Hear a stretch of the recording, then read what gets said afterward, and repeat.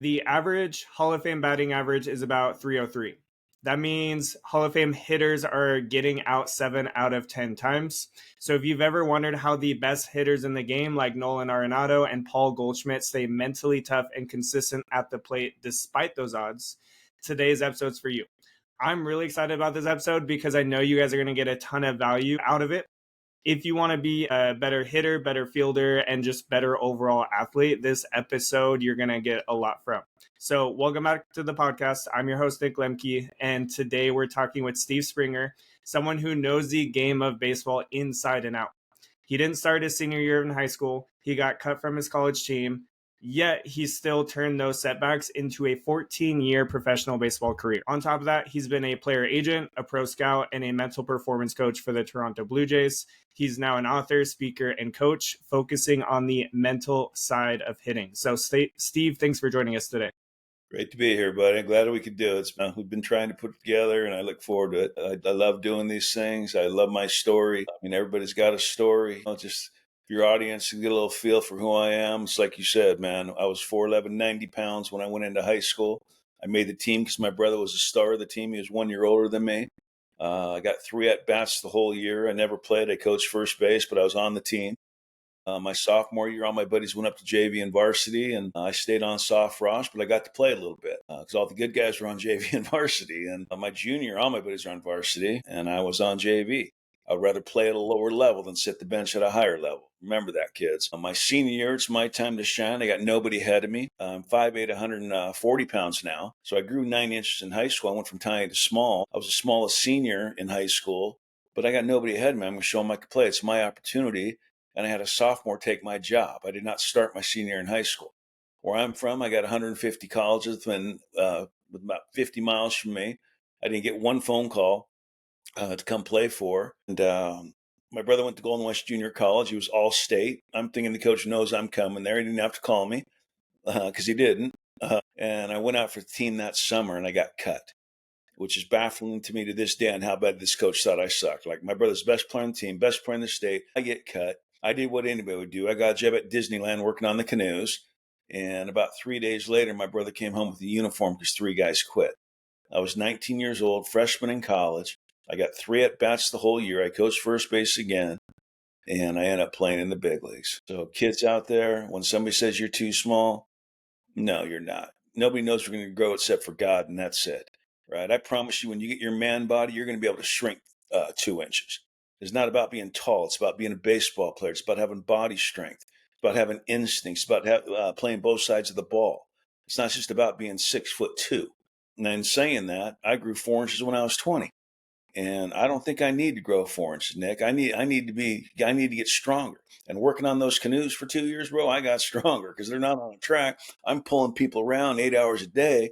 And I truly believe that helped my arm strength and helped my power. And so now I'm getting recruited by all these colleges. I got a full ride to Long Beach State, full ride to Irvine, full ride to UCLA, my dad's favorite school. I got a full ride shortstop in 1982. I'm going to UCLA. And it was the greatest 5 days of my life until he looked at my transcripts. He's like, really, buddy? You took badminton? Tennis? Now, don't get me wrong, I can play some badminton. So kids out there, get good grades. Listen to your parents, man. You do not want the phone call. Yeah, buddy, we want you, but you can't get in. And it was brutal. I thought it was over again. And then I ended up going to University of Utah on a full ride. Brand new coach, had 2 scholarships, and he never even heard of me, but my catcher at Golden West was there. And he said, if you get this dummy in, you want him. And so he gave me a full ride. And at the University of Utah, I went there as a shortstop, and I hurt my arm. And I ended up DHing the whole year. And this is the best thing about baseball, because whether you're in travel ball, high school, college, if you're lucky enough to play pro baseball, you are evaluated every single day by somebody. And we had 50 scouts in the stands. See Rick Aguilera, Wally Jordan, and Corey Snyder, all 15-year big leaguers. All right, kids out there, you think Mike Trout, Bryce Harper, and Clayton Kershaw, that's who these guys were. And there was 50 scouts in the stands to see them, and I went 5 for 5 with a bomb, 2 doubles, and 5 RBIs, and the scout never even heard of me. First day I ever played the outfield, I get drafted as an outfielder, and I get drafted by the New York Mets in the 20th round. I've never played every single day my entire life, and I went to Little Falls, New York, and I was never so tired at the end of the year, and it was a 3-month season. And I hit like 246 with 11 home runs, just did okay. I went home. My brother got picked up by the Tigers, And we went in that weight room, bro. We got stronger. We did what you teach: get stronger, bigger, stronger, faster, try to eat good. And I go to my first spring training. I'm still an outfielder. I was terrible in the outfield. Like, ball would be up in the air and like, man, how do you catch that? And I remember it like it's yesterday. I made our low A ball team as the fifth outfielder. So the first month of the season, I get like 20 at bats. I'm coaching first base again. I'm like, I got this. I'm almost pro. I've been doing it my whole life. And on May 1st, our second baseman got traded. And I told our coach, I said, Coach, man, I'm an infielder. Can I play second? And he looked at me, paused, and he said, thank God, because you suck in the outfield. I'm like, I know, I'm an infielder. So let me play second base. Everything's great. Eighth inning ground ball double play right between my legs. So that wasn't very good. I didn't play there for about a week. Steve Phillips was on the team, the old GM with the Mets. They gave him a pop at it. And about a week later, lets me play there again. Everything's going real good. Eighth inning ground ball double play right between my legs again. I got 4 hits that day. Right. And you kids out there, you want to play at the next level, you better hit. I ended up playing every single day the rest of the year. I ended up leading the league in hits. I was second in the league in hitting behind Vince Coleman, who could fly. And I still didn't know what I was doing, but I could hit a fastball. So now they're treating me a little bit different. I go to instruction league. They try to make me a shortstop. I didn't have the feet. I wish they would have made me a catcher, because that's what I played in Little League. But anyways, I go home, me and my brother lifting. I go to my second spring training. And now I'm working out with high A ball, and I see my farm director there, and he's like, Spring, how's everything going? Everything good? I said, man, I don't mean to be an idiot, but I just led a league in A ball and hits. I think I should be in double A. And this guy looked at me, paused, didn't say a word, and walked away. And I'm like, oh, that went great. And it did go great, because the next day I was in double A. It made him think when he was sleeping. And my double A team, we had 18 guys playing the big leagues. Everybody saw Moneyball. Right. I was in his wedding. Billy Bean, not Brad Pitt. I was in Billy Bean's wedding. And he was everything he said he was. He was 6'4", 220 pounds. He had power, he had speed, he could do it all. He had football mentality. He was a perfectionist. And great guy, great athlete, great teammate, the best. The next year I go to AAA. We win it all in double. I go to AAA. 3 years ago, I'm coaching first base in college, and now I'm one step away from the big leagues. And I spent 11 years in AAA. And at the time, I'm like, really, God, 11 years, huh? And now I know why, because when I'm talking to you and your audience and the top colleges in the country, a dad of a 10-year-old, a Major League All-Star, my message is the same. And that's the beauty of what I teach. I mean, I made my original audio in 2001 when I was an agent, trying to get my kids a mental game. And I didn't even know what I had. And I gave one to George Horton at Cal State Fullerton, Hall of Fame coach, and he ended up having his team listen to it 5 hours before they played Miami in Miami, when Miami was the number 1 team in the country, and they swept them and scored double digits 3 games in a row. He said, Spring, you changed the way we think. And so, in a nutshell, man, that's my little story, and got 100 more, 1,000 more, but I love trying to help kids and parents get out of their own way. Yeah. Yeah, and we're gonna definitely unpack some, because I know I even have one of my athletes who has some questions for you, so I wrote some of those down. But I wanna start off with, what were some of the mindset things, or what were some of the things that you feel like really helped you overcome all of those setbacks? Because clearly, I mean, you listed several setbacks, and we talk about, some people say baseball is a failure sport, all these different ways to describe baseball, and it's like, how do you keep going? Well, I figured out probably about 1987 that the batting average is the biggest trap in baseball. I mean, you said it earlier. You go 3 for 10 and you're a Hall of Famer. Well, how many balls do you think you need to nut just to get 3? It starts with a 6 or a 7. You don't just hit 3 balls right on the screws and get 3 hits. So I was so sick of being sick, thinking I had to hit 300 and hit 3 balls right on the screws right at somebody. I beat the pitcher. The pitcher knows I beat him. Pitcher's mom knows I beat him. My batting average comes down like this, and I think I failed, and now the wrong me starts playing, because every single player out there has 2 players in you. I got a confident you who's a good player, and I got a non-confident you who sucks, and he plays too much. So I'm good when I'm confident. The whole thing that I teach is, how do you create confidence, because I'm good when I have it. And so whether I'm talking to an all-star or dad of a 10-year-old, I spoke to Mississippi State 2 weeks ago. I'm telling these kids, you need to get great at hitting balls hard. When somebody asks you what you do for a living, you tell them you hit balls hard for a living.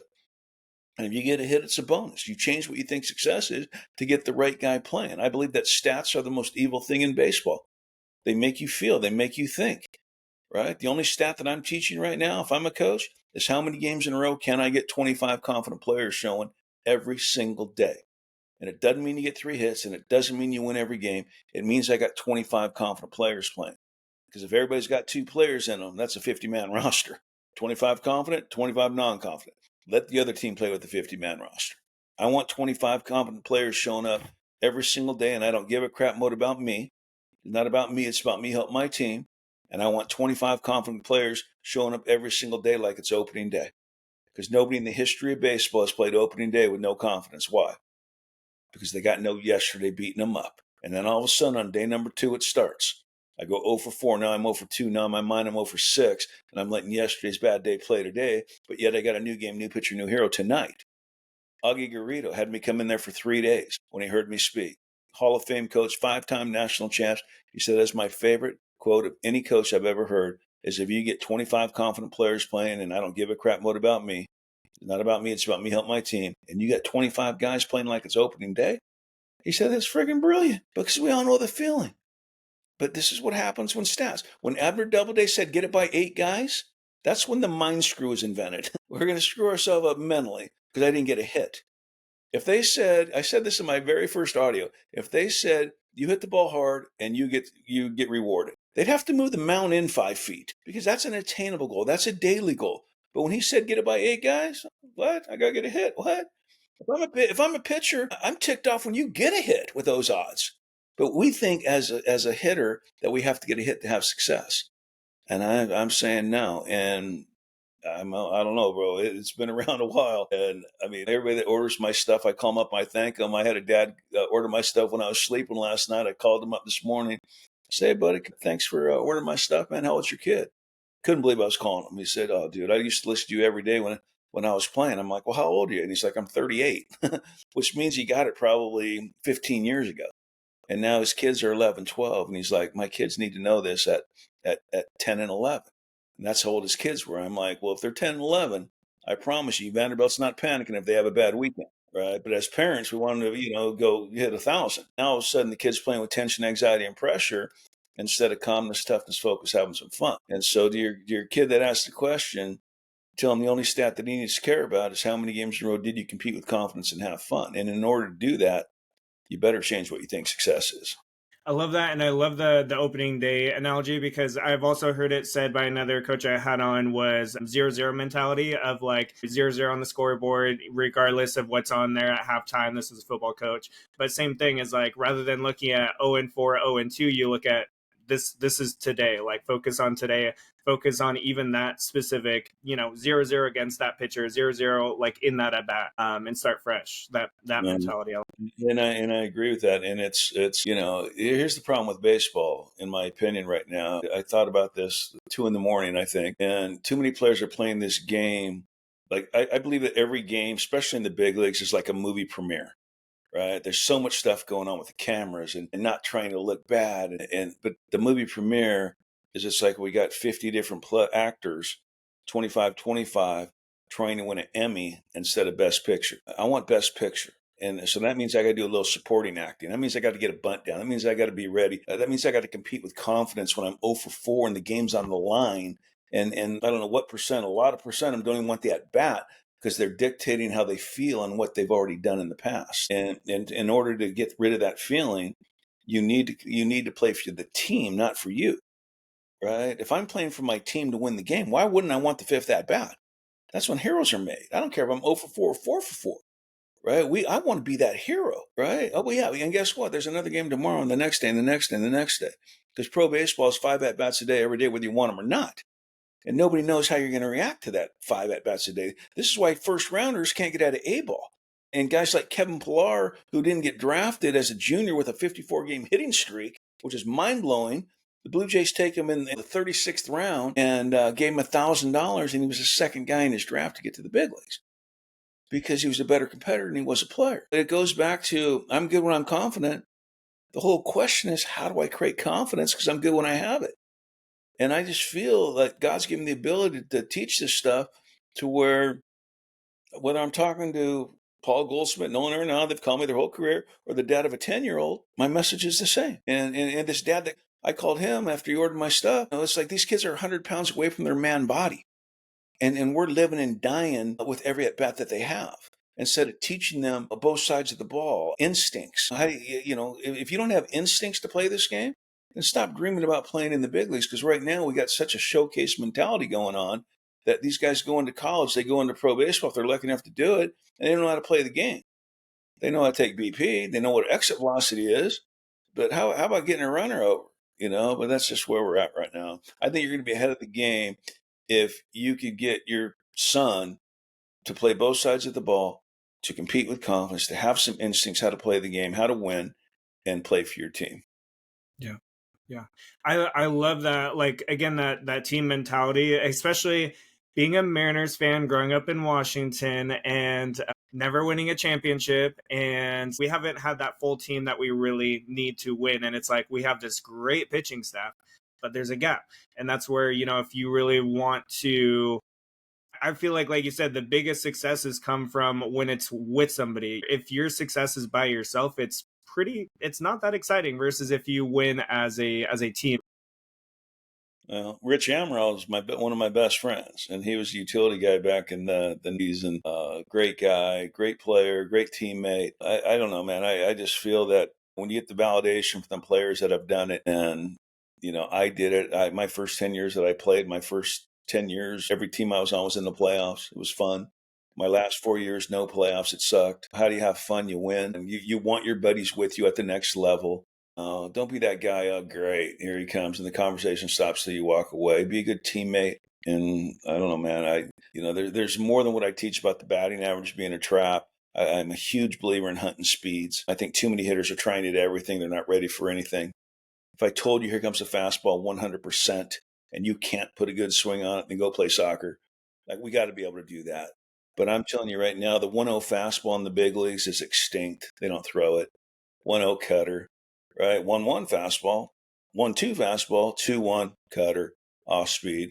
So this is when I talk about watching the game, watching the pitcher. You do not have 5 at-bats a day anymore. You got 27 minimum. That pitcher's the test. Keep your eyes on the pitcher. I'll give you my house in Huntington Beach. If there's a chemistry test in the third inning, there won't be. The pitcher's the test. How come we could all hit the breaking ball machine in the cage and it turns invisible during the game? Because we know it's coming in the cage. Well, this is why we watch the game. You kids out there, you say you want to be a big leaguer one day. You want to create some instincts? Start thinking with the pitcher. Stop watching the game like you're a fan and watch it like you're going to get in that bat and start thinking what he's going to go. Dads, get with your kid and get a piece of paper and pen and write F for fastball, O for off speed for about 3 innings. And I promise you both be so much better in that third inning because you're studying for the test. Everybody's like, oh, Spring, you're a guess hitter. Yes, I am, buddy. But it's not flip a coin guess. It's educated guess. It's sitting on, anticipating, looking for. And let's get one thing straight. Right? Let's get the definition right. Right? Guess, anticipating, looking for, it's all the same word. Guess just sounds bad. If I said, you know what, I'm going to go sit on this guy's off speed because I think I'm going to get it, that sounds hitterish. If I said, I'm going to go guess curveball, it just doesn't sound hitterish. But it's similarly, if you're trying to hit the fastball, curveball, slide up, change up with an 0-0 count, in my opinion, you're basically 2-strike hitting the whole at bat. I don't have to swing. So why am I trying to hit 94 and 79 at the same time? Makes no sense. I like that. I really like what you said. The you don't have 5 at bats, you have a minimum of 27, because that's where I think a lot of us focus so much on. Again, it goes back to focusing on us. Like, I think what some of the athletes I talk about is hey, like I'm up and coming, or hey, what are they going to throw me? It's like, okay, like, what were they throwing your team? Yes, you might be one of the better ones on your team, but looking back at like, what are they doing to everybody else essentially, and studying that pitcher and that behavior. Well, I tell all my right-handed hitters, when you got to go take a leak, buddy, make sure lefty's up. Right? Never right on right. Okay, say I'm a right-handed hitter off a lefty, and he throws me a 2-1 changeup and is successful. And then he does it again to another righty. Now I come with bases loaded. You think I'm going to see a 2-1 middle-in fastball? No, I'm going to see that changeup. So I'm going to start sitting on something I'm going to get. And my whole goal sitting off speed is to take a fastball swing on off-speed speed. Now, make no mistake, I went 6,000 at bats wanting to hunt the fastball. But my production doubled when I started sitting on something I was going to get. I never saw a fastball late in the game because everybody knew I could hit it. But once I started sitting off speed, Cal Ripken said it as good as you could say it. He said, I would rather have a plan and be wrong with my plan than have no plan. And he's so right. He talked about facing Scott Erickson. Guy's throwing 95, 97 with plus sink. He's fouling it off his front ankle. He said, I want to do that. He said, I know I'm going to get some off speed, some slider, some sitting slider. Right? How do you hit a breaking ball? You look for it. You zone up and you load late. Right? So I could take a fastball swing on off speed. Not I'm sitting fastball, I leak a little bit. Guy's throwing 97, and then I take a little, always shift it through my middle and swing, and I just take a half swing, just put it in play. Oh, no, I wasn't even looking for the speed. I don't know, man. Hitting's easier when you say I don't care anymore, and you playing I don't give a crap what about me.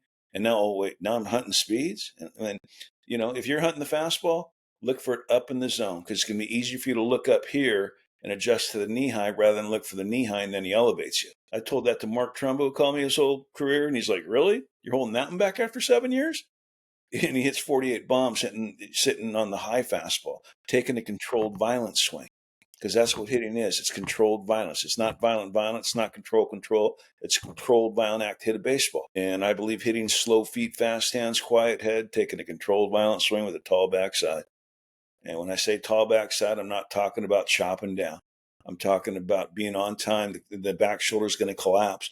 You want to stay away from the early collapse. And now all of a sudden you're underneath everything. You're popping it up 7 seconds, just missing it, but you're on time, found it straight back. I want you to think of me and to think I'm going to have a tall backside. So one of the things that actually my client Drew asked was specifically on that note of the off speed pitches, because he talks about how his freshman year he got into varsity like right basically into the playoffs. So nobody was really paying attention. Sophomore year, between freshman and sophomore year, we worked together and got him up 30 pounds. And through that time, then he gets into his sophomore year, he's competing and people were like not ready for it. Now junior year, people are going to start game planning against him. So you talk about more of that off speed. What are some of the ways that you can approach hitting when you know that you're being game planned against? Well, if you're one of the better players, I mean, I've talked to, I've had dads had me mentor their kids and they might see 2 fastballs a game, and that's just where they're at. They could pitch around you and go to somebody else. You know how you get a fastball late in the game? Take a controlled violent swing on a breaking ball early in the game. I loved it when I hit an off-speed pitch early in the game, hard, because that catcher knows what I hit. And now all of a sudden the game's on the line, and now I'm going to sit fastball until I get 2 strikes. With 2 strikes, it's almost like sitting off speed. Bring the plate back a little bit. Think fastball away about 70%. But you better have that in the back of your mind. Curveball. Just, especially right on right. I guarantee you 70% of all strikeouts from right-handed hitters, maybe more, are chasing breaking balls, aren't even strikes. Because it's hard to hit with 2 strikes. And that's my whole thing. Until I get 2 strikes, I'm in control of that batter's box. And this is why I'm watching the game. I'm studying the pitcher. Video on a pitcher 2 weeks ago is great, Nick. Watching every pitch he makes tonight is 10 times better. Yeah. I mean, just like us, we change. What we show up today may be different than how we showed up yesterday. So I like that, like watching what you see that day. And that's where I remember Ed Milet even talking about on the podcast, like he would talk about when you do get out, like he didn't consider that a loss because he was usually the one hole hitter. So what he did helped shape the rest of the batters basically and what their decisions were. So that's where, you study those other players for sure. Yeah, it almost bugged me when the guy'd be hitting like 6 and I'd come back to the dugout hitting third. What's he got? Dude, watch. It's like Tommy McCraw taught me. See, this is how I made my whole CD. I had a guy named Tommy McCraw. Every time he was around, I was a stud. And then I'd carry it for 3 days. And then because I'm an idiot, I would forget. But as dumb as I was smart enough to realize when that guy was around, I was good. So I brought him into the room in 1987. He was nice enough to talk to me about me. And he said, Spring, when's hitting start for you? And I'm like, when I'm in the on-deck circle and I could see. He's like, no, you dummy. He said, hitting starts when you pick up the paper in the morning, see who's pitching, start visualizing yourself hitting missiles off the guy.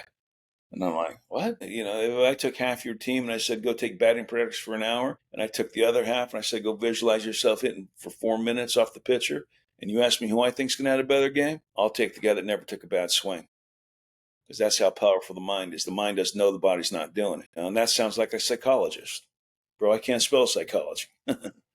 Another question that he had, this was back to what we talked about earlier, is that 0 for 4 and whatnot. So he said, what I feel like I've always needed to know is what a good approach is while in a slump and chasing off speed out of the zone, or even freezing on the fastball. Well, one thing, the slump is yesterday. You're not in a slump anymore. You might be in a funk, but slump is the batting average. Slump is yesterday. You know what? One of my biggest pet peeves ever is, oh, you got to play baseball with an even keel, right? Why? I know why. Because that batting average is going to go like this. But when you say I don't care what I hit anymore, trust me, the batting average isn't even a thought. Why wouldn't I play with 100% keel? I don't mean high heartbeat. I mean 100% for is focus and competing with confidence. See, every single player is going to compete. Your guy's going to compete with a bad attitude. Your guy's going to compete, uh, in a funk, in a slump. If you're not competing with 100% confidence, something's wrong mentally. It's usually yesterday's bad day mindset playing today. And that's where the trap of baseball is. It's where the trap of life is letting yesterday's bad day mindset play today. So, you know what? I got a new game, new pitcher, new hero every day that I play. I'm not going to let yesterday's bad day mindset play today. You know when I want yesterday to play today? When you get 2 hits. Bring that guy into the next day. Because I can talk quality at bats till I'm blue in the face. I get 2 hits, I feel good. Bring that guy into the next day. Because my whole thing is how do you compete with confidence every single day? That's all I teach. So a lot of these things are like things that you can do on the field or things that you're like preparing for on the field. When we talk about like off the field, either that day or even just like days leading up to, I mean, even freaking now, like we're in December recording this, they're not in season. What are things that they can do now to develop that mind so that they have a stronger mental game going into the season? Well, I mean, it's pretty simple. You go to qualityatbats.com and you order my bundle, and it comes with a phone call, and you get everything that I made. You get the same thing that Ben Zobrist got when he was 25 years old in Double A, and I met him at a Christian retreat, and he gave me the biggest hug I've ever had. He said, "Dude, you changed my life." And I'm like, "Well, you owe me $20, bro, because you burn it." Nah, I'm kidding. And I met him that night. It was awesome. And you just don't know who has it, and whether it's me or another mental coach, and you're into it. I mean, it's good to bounce stuff off some other people. And sports psychologists are great. They really help me. It's like I said, though, buddy, I know what it's like to have 97 in my head, but it might be a slider in the dirt. I had 6,000 at bats. I feel blessed to say I had 2 hits in each league in the big leagues, but you can't tell me I shouldn't have spent 5 years there. It's like Billy Bean's quote on my website. He said, "Spring, if you knew this at 18 instead of learning it at 30, people might know who you are." Thanks, buddy.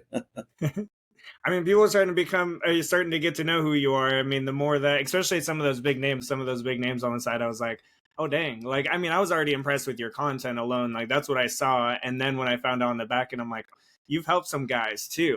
AJ Pollock was like my son. He called me twice a week, and he knows what I'm going to say before I say it.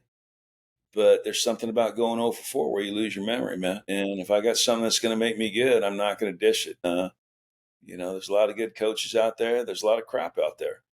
But it's your job to decipher what's right, what's wrong. And I mean, I believe that a lot of hitting coaches are really good. I believe that you need them. But if they're only teaching mechanics, you are basically serving the appetizer and skipping the dinner. I used to think that baseball is about the mind, the approach, and mechanics, all important, but in that order. I've changed it, man. This is about the approach, the mind, and mechanics in that order. Because I don't care how confident you are, and I don't care how good your mechanics are. If your approach sucks, you're going to lose your confidence. Your mechanics are going to break down. Right? It's like your buddy, your kid. He wants to know what a good approach is. A good approach is hunting the fastball till it's time not to, and it's going to be my pitch, not if. And the harder he throws, the slower your feet need to be.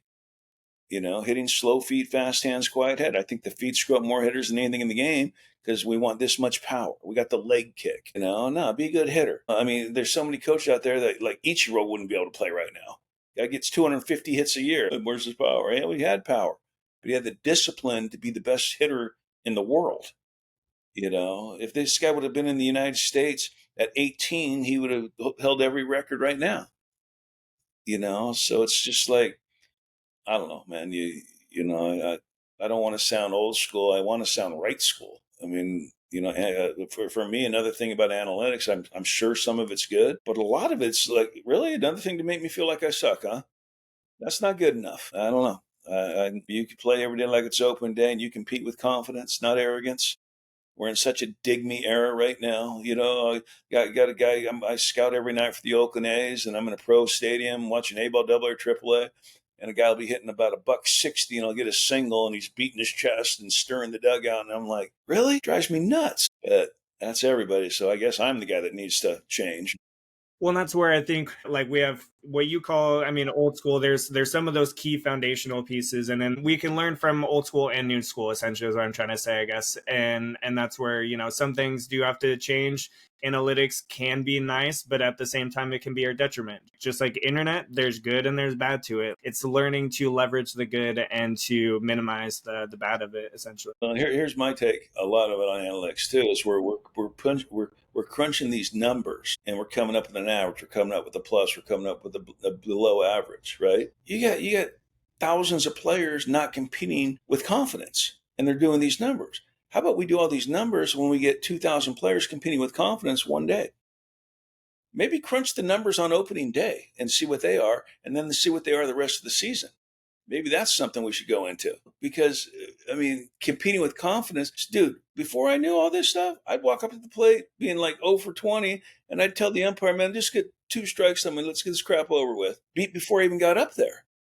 So I know what it feels like, man, where it seems like there's, 15 guys out there instead of 8. So a couple last things I want to ask about. You mentioned in the audio you sent me, you talked about like the importance of like heart rate and all of that. So can you speak to that on the hitting side and on the fielding side? Yeah, I mean, the breathing's everything, man. Going back to sports psychology, when I was at the Mets, we had a guy named Saul Miller. Guy weighed about $120, glasses, 5'6", never put on a jock in his life, and he's talking about to all these Mets studs and talking about breathing, getting energy from the trees, and 90% of them just said, "What? Get out of here." I listened, right? I talked about slowing the game down. You guys are going to be your best athlete with your heartbeat between 60 and 80 at all times, right? The only time I want your heartbeat over 80 on a baseball field is when you hit a triple. That's it. Because loose muscles are quick muscles, and too many guys are, there's very few Hunter Pences in this game right now. They're up there like that. He made. I'm sure he's a great guy. He's a great player, but he made me hyperventilate watching him hit. He affected my breathing, and he's a great player, and I'm sure he's a great guy. All the respect in the world, but there's very few guys that could do that. When you watch a game in the World Series, it's like, these guys have the best heartbeat. It's trying to make 95 look 85, right? And how do you do that? You slow your feet down. You slow your heartbeat down. You want to make 95 look 105? Speed your feet up. Get your heartbeat up. It'll look 105. It's slowing everything down. It's like I said, the harder he throws, the slower your feet need to be. It's like the 3-0 take, and the coach gives you a 3-0 take. And you're just all nice up quiet. Man, I would have smoked that because everything's quiet. And now we get 3-1 and start jumping again.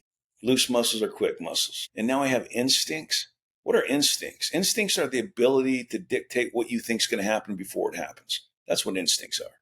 There can't be any, what happened there? Right? With defense, infielders, you need to be thinking 2 things, maybe 3. 1, every single pitch is going to be a missile hit to you. So when it is, you're ready. You want it to be, it's going to be. And you need to be thinking side to side, left and right. Infielders not get beat on balls in front or behind unless it's swinging bunt or blue. We get beat left and right. I got to be ready to go left and right. And if I'm not expecting it to be hit as hard and then it is, there's panic. If I'm expecting it, it's going to be and I want it to be, it's like a routine ground ball. And outfielders, I don't want you thinking that. If it is, you're going to catch it. I want you to get about 20, 30-yard circular in your mind. It's going to land in that circle, and I have to get a good jump. And it's that one pitch you take off. It's like, man, who's my dad talking to now? And we get a bad jump.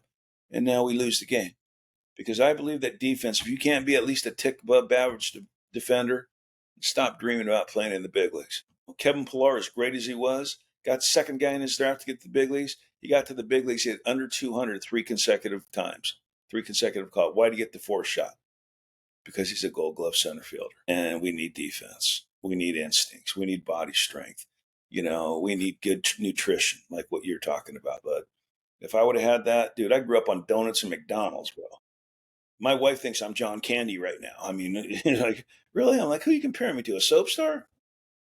Yeah, I mean, it's and that's part of the evolution of the game too, which I think can be exciting, is the nutrition. Like even the UW sports dietitian, she's actually moving over and she's going to be the head of nutrition for the Seattle Mariners. So I'm pretty I mean, they've had a dietitian, but it's cool to see the how that adds to the game as well, and the value. And so that's why, part of me bringing it to this level for sure. That's good. Yeah. Any last things that you want to leave specifically with the high school athletes trying to compete at the highest level possible? Well, get the job done where you're at, man. Stop looking for, good players don't get missed. Yeah, everybody wants to go D1, and that's great. I did too. But if it wasn't for junior college baseball, I do not play in the big leagues. I was not ready to go to D1. I would rather go to JC and play than sit the bench for 3 years at a D1. Just say I played D1. You got to get better. You got to play during the summer. You got to get bigger, stronger, faster. You got to get a good mental game. Go to qualityatbats.com, bro. All my stuff comes with a phone call. It's the biggest no-brainer ever. I think it's like $75, the price of a hitting lesson. And you get everything that I made, my book, Springtimes, my life story, potential movie coming out. I got the producers of Wedding Crashers. They're all in. Got a little contract. We're going baseball version of Rudy.